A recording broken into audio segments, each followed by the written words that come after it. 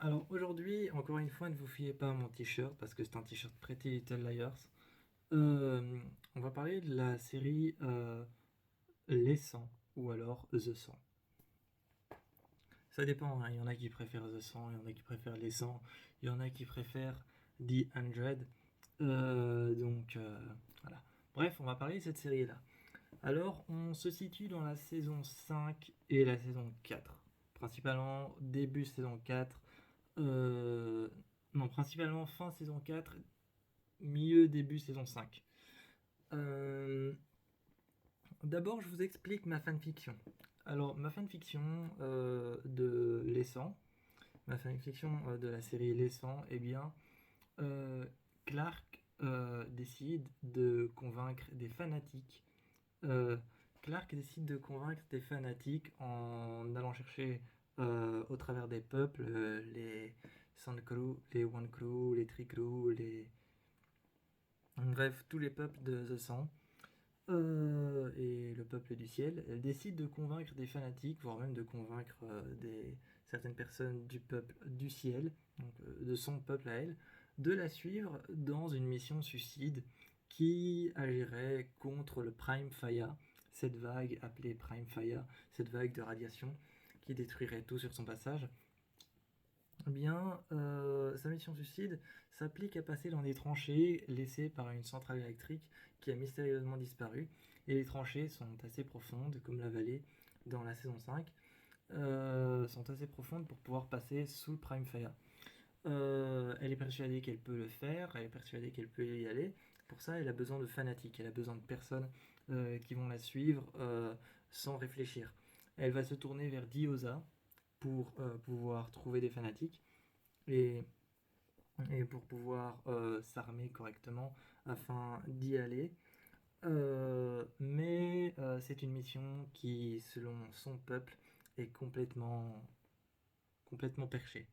Voilà, mais Clark euh, de, veut essayer de passer sous le Prime Fire pour rejoindre des terres lointaines euh, et de contredire la coalition de l'Exa. Vous allez me dire, Clark, qui contredit la coalition de l'Exa, c'est quand même pas cohérent parce qu'elle est sortie avec l'Exa dans la saison 1 et 2. Oui, c'est vrai, mais par contredire la coalition de l'Exa, c'est-à-dire qu'elle contredit ses amis, elle contredit le peuple du ciel. Voilà. Alors tout commence par les terrains qui tremblent, la vapeur était omniprésente, tout le monde était juste devant, tout le monde était juste devant un bunker qui était sur le point d'être ouvert. Le bunker sur le point d'être ouvert n'était pas encore ouvert, les terrains étaient omniprésents, les terrains étaient à moitié détruits. La tour de police était flamboyante du haut, il y avait cette flamme qui éclairait tout en haut de la tour de police. On pouvait voir un nuage de vapeur qui arrivait lentement, mais qui arrivait sérieusement sur la ville de police. Les voitures, omniprésentes elles aussi dans le brouillard, étaient là en train d'attendre. Elles étaient latentes sur le côté.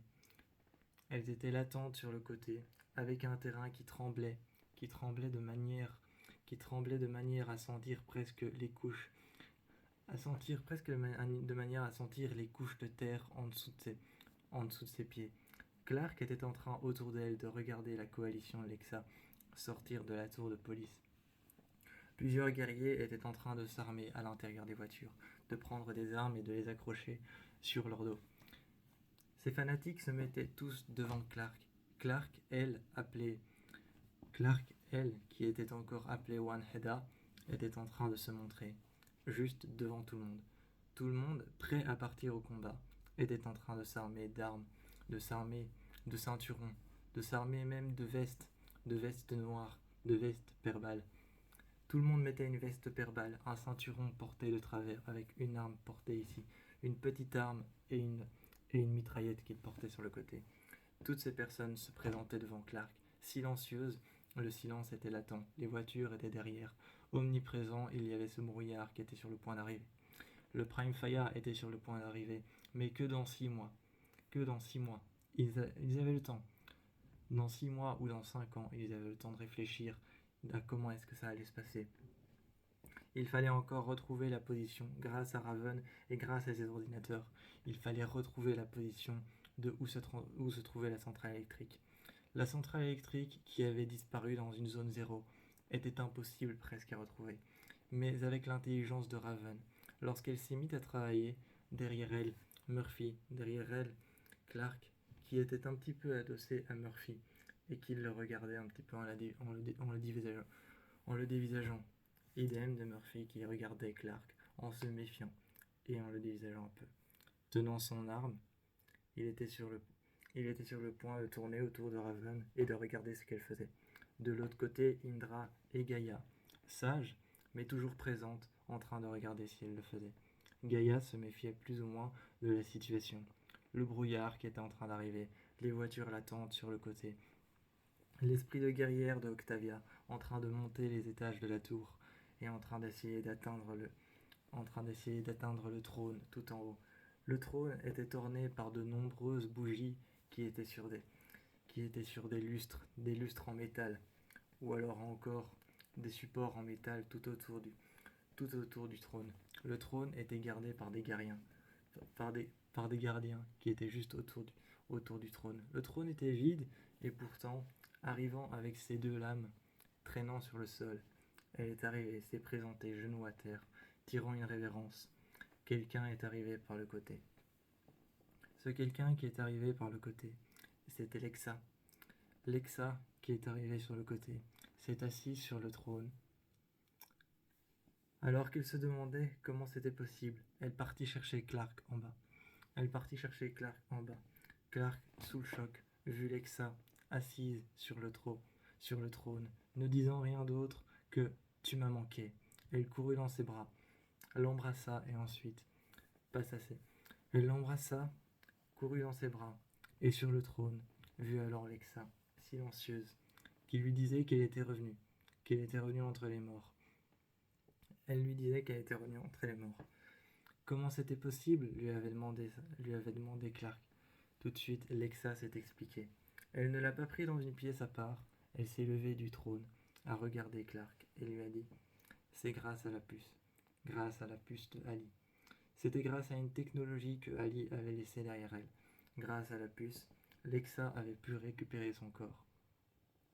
Son corps était mort mais avait été conservé, cryogénisé, dans un vaisseau abandonné.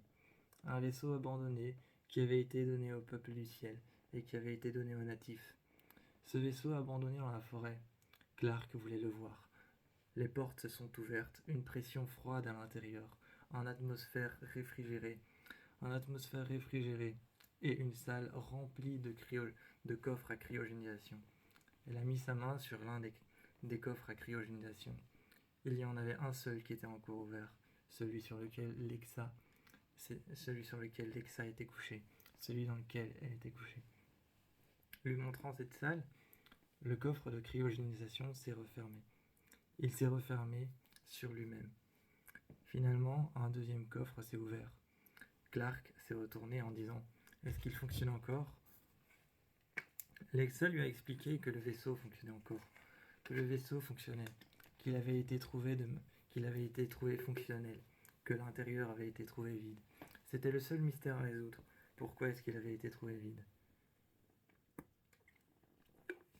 Raven était sur le point de partir, faisant une diversion, lançant une bombe éclairante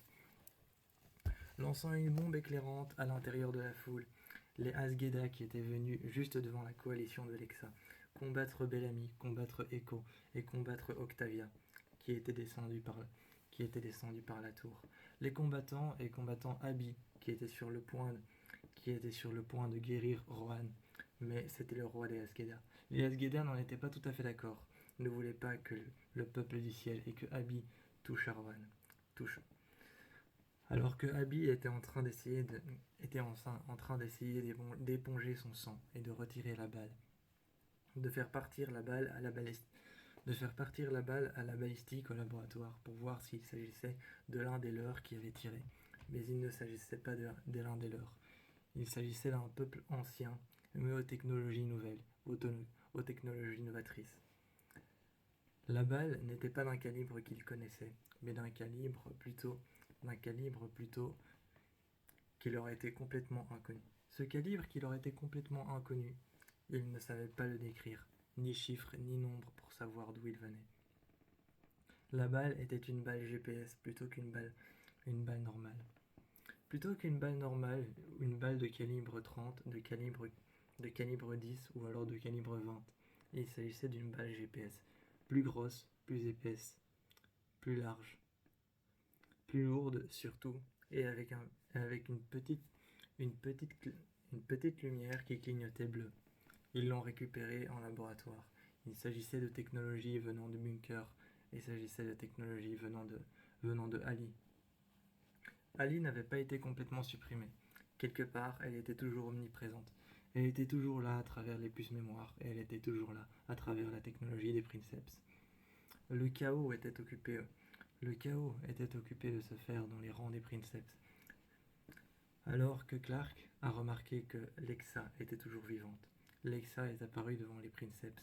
Tous les princeps se sont agenouillés, pensant que Lexa faisait partie de leur collection de squelettes, pensant que la puce les avait aidés à ramener leur fille. Et non, Joséphine Laneborn n'avait pas été ramenée grâce à la puce. Elle avait été ramenée grâce à une technologie extraterrestre qu'il fallait découvrir. Le vaisseau, quand Draven est arrivé avec une unité d'élite, était un vaisseau, une navette, faisant partie de l'Aegis 4. Faisant partie de l'Aegis 4, ce n'était qu'une navette prioritaire qui avait été emmenée sur Terre pour pouvoir peut-être relâcher une unité disparue, car il y avait des noms sur les côtés, sur chaque coffre de cryogénisation.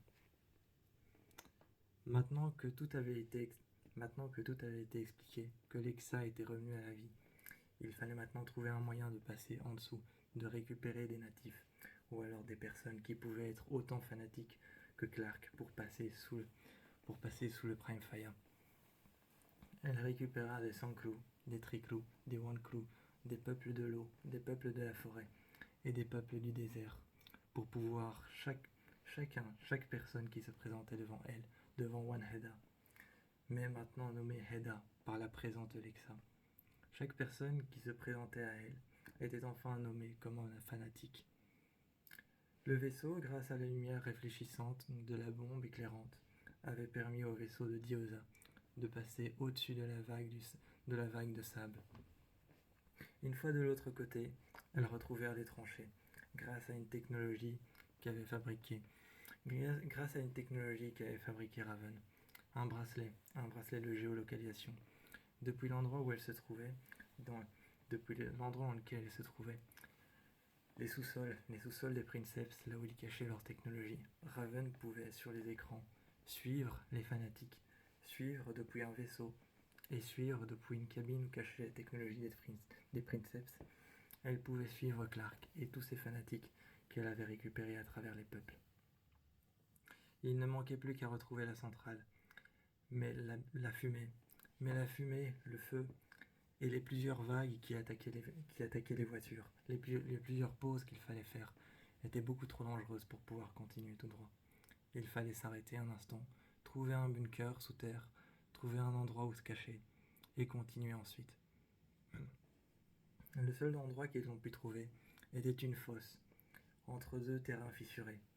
Un bunker est apparu sur le côté. Le peu de chance qu'il leur restait encore, c'était que le sable ou alors que la vague de radiation rentre à l'intérieur de la fosse et s'écroule pour pouvoir venir les toucher. Tout de suite, il fallait ouvrir le bunker, peu importe ce qu'il y avait derrière. Il y avait des bombes éclairantes à lancer pour pouvoir voir ce qu'il y avait. Juste des restes, des squelettes et des morts. Ils s'y sont installés entre les morts et les cadavres, déplacés, mis sous terre. Il y avait plus loin une place pour pouvoir s'y installer. Le lendemain, ils remonteraient à la surface pour pouvoir voir comment est-ce qu'ils allaient planifier un plan. Ils reviendraient à Police avec les voitures qui attendaient dehors pendant la nuit latente.